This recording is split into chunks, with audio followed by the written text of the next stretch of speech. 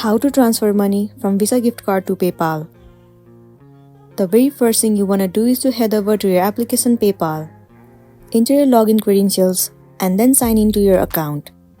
It will land you on this homepage. Now head over to Wallet at the bottom right corner. And then click on Add Banks and Credit Card. 3 different options will be visible to you. One is bank, another is debit or credit card, and the next one is American Express account. What you want to do is simply select debit and credit cards. Once again, click on debit or credit card.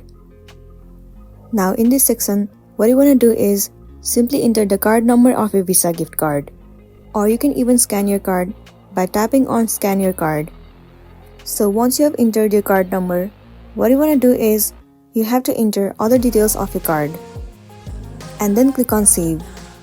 Once your Visa gift card has been added to PayPal, the money of Visa gift card will automatically be transferred to PayPal.